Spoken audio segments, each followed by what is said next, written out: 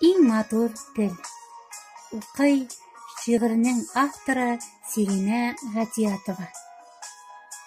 Без үскәндә шип-ши татар идек. Югалмадык тагын үзебез.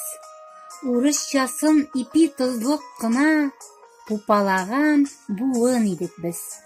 Урыс телен авыр үзләштердек. Карурмандай иде ул элек. Аңламаган сүзнең татарчасы гел тактада торды эленеп. Хыяллар да туган телдә иде. Татарчадан читкә чыкмады. Тик шәһәрдә шул урысча белмәү жәлләмәде безне, туҡмады. Трамвайға керсәң, сәйер ҡараш. Истә әле күңел тулғаны. Башҡа милләт көлмәй. Безнең татар читкә китеп кеше булғаны.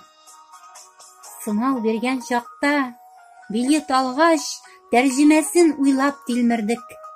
Белгәнеңне әйтә алмый тору күпкә ауырлығын без белдек. Яраҡлаштыҡ үзе, йәләштек. Уҡып сыҡтык, үсте балалар, татар мәктәбенә бирмәс өсөн бик тырышты ата-аналар.